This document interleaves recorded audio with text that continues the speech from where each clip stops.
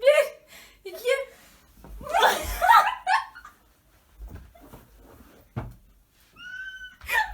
Bu hafta yapacağımız konseptimiz soru soracağız birbirimize. Sayın Duru Şimşek, hiç televizyona çıktınız mı?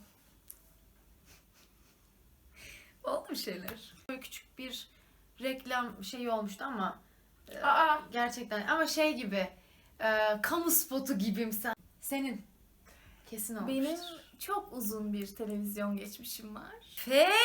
Fame. Evet. Şimdi şey vardı, Yaz Okulu diye bir yarışma vardı TRT'de, hatırlar mısın? Ağlamıştım ben bir kaydıraktan kaymayacağım diye. Benim yanaklarım çok kızardı, gene bir şey oldu, sıcak geldi. Spot ışıkları sana şey yaptı. Spotlardan o. Stüdyo sıcak ya bir de. Stüdyo çok sıcak. Benim çok yakın bir aile dostum Yaprak Hiç Ürkmez. Şey demişti bana. Ne denir? Amerikan gençlik filmlerinden falan etkilenip benim bebeğim sanmış ki üniversiteye geçince aynen öyle bir college life yaşayacağım. Sen ne bekledin? Ne buldun? Ne bulamadın? Biraz şöyle. Şeyi beklemiştim tabii bir mühendis olarak, böyle hani kocaman bir amfi, işte büyük tahtalar, Hayatım, hocalar böyle tebeşir atıp Bilim sınıftan dönüyor çıkmalar sanıyorsun. falan. Soracaksın ya. En son ne zaman yalan söyledin? En son ne zaman yalan söyledim?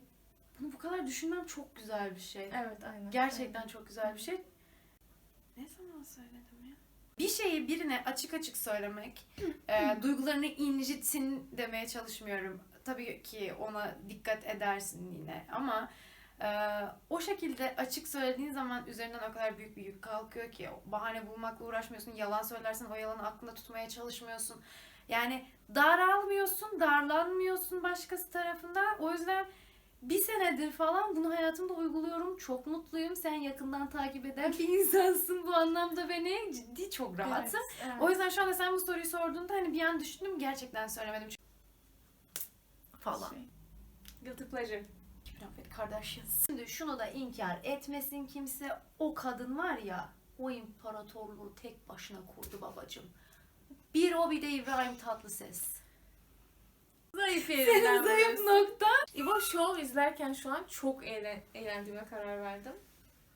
Twitter tabii, hep bunlar hep Twitter. En çok şaşırdığın magazin haberi mesela. Müslüm Gürses'in morga öldü diye konulup Adamı çıkıyor. hayattayken mezara soktular be. Bu haberin doğruluğuna videoyu koymadan önce bakacağım. Bir güzellik sırrın var mı? Mesela kendine dikkat ettiğin bir şey. Güzellik sırrı. Sen- Kahve falan işe yarıyor mu bilmiyorum ama daha. Patates. Şey oldu. Neyse çok da görlü olmasın, sonra Aa. erkekler hemen kapatıyormuş Ay, falan. evet. Kendine kazandırmak istediğin ama bir türlü yapamadığın, yani kazandıramadığın alışkanlık var mı? Şey vardır ya, her zaman kalkacağınız saatten 1-15 dakika erken kalkıp hiç yapamadım yani. Senin?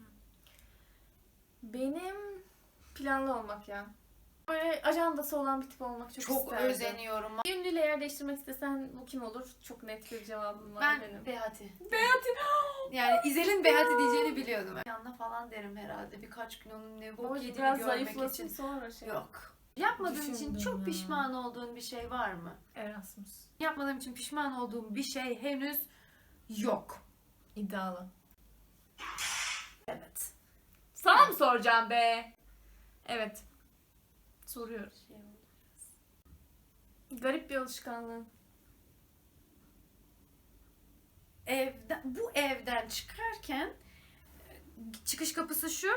Sonra sağa dönüp, size göre şu an sol, devam ediyorsun. Oradan yürüyüp çıkıyorsun bahçe kapısına. Apartman kapısından çıktıktan sonra bir soluma bakıp sonra bu tarafa dönüyorum ben. Yani direkt gideceğim yöne yönelmiyorum. Bir arkama bakıp gidiyorum. Ama burada oluyor sadece. Benimki de şey. Kapıdan giriyorsun, yatak burada. Gelip direkt bu taraftan yatmıyorum. Orayı sapık. Okey. Çocukluğuna dair çok utandığını hatırladığın bir an. Piyano dersim var. Ondan önce sınıfta soru falan çözüyoruz, tamam mı? Tuvaletim geldi, bir türlü söyleyemiyorum hocaya. Bunlar çok üzücü anılar. Dedim ki İzel, senden önemli değil. Evet. Sen salarsın orada. Sonra çok pişman oldum.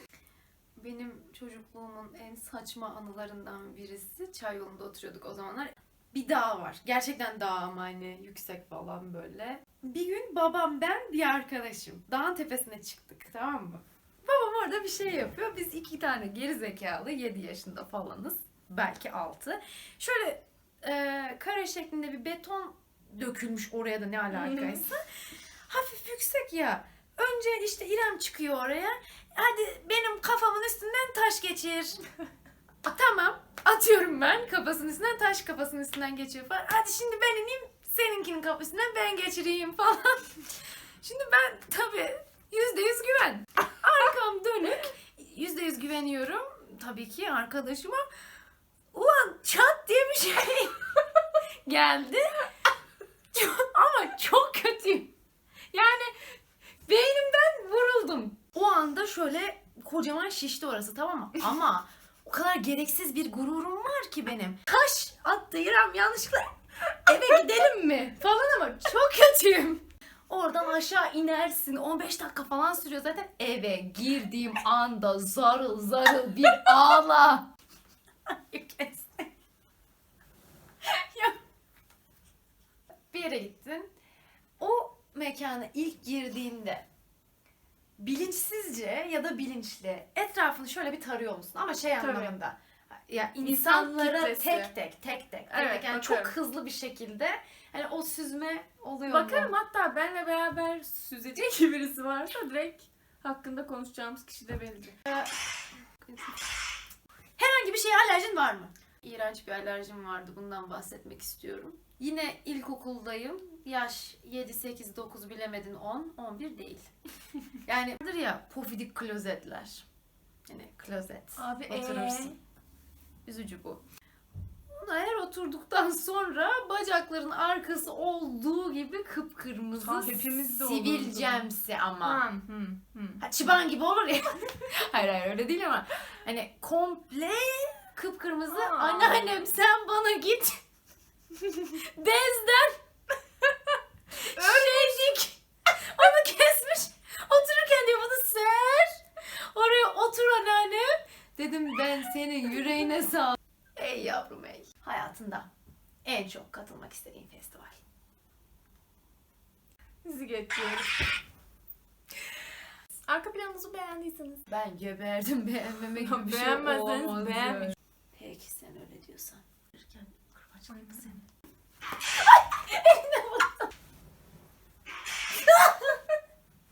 Anam için. Bir sonraki videoda görüşmek üzere. Çünkü Why not?